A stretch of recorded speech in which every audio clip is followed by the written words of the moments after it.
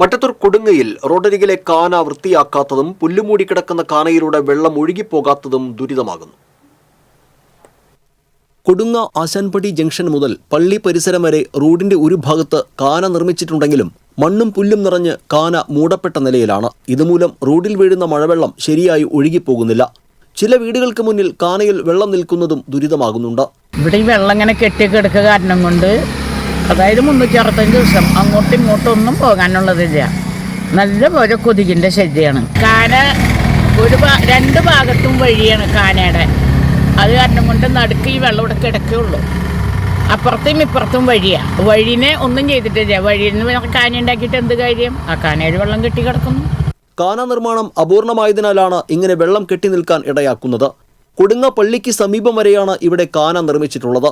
ഏതാനും മീറ്ററുകൾ കൂടി കാന നീട്ടി നിർമ്മിച്ചാൽ മഴവെള്ളം തോട്ടിലേക്ക് ഒഴുക്കിവിടാനാകുമെങ്കിലും ഇതിനുള്ള നടപടി ഉണ്ടാകുന്നില്ലെന്നാണ് പരിസരവാസികളുടെ പരാതി. മഴക്കാലത്തും വേനൽക്കാലത്തും ഇവിടെ കാനയിൽ ഒരുപോലെ വെള്ളം കെട്ടി നിൽക്കാറുണ്ട്. കുടിവെള്ള പൈപ്പ് ചോർന്നൊഴുകിയാണ് വേനൽക്കാലത്ത് കാനയിൽ വെള്ളം കെട്ടി നിൽക്കാറുള്ളത്.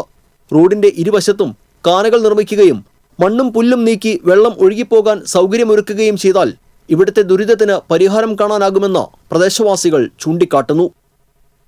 TCV കൊടകര.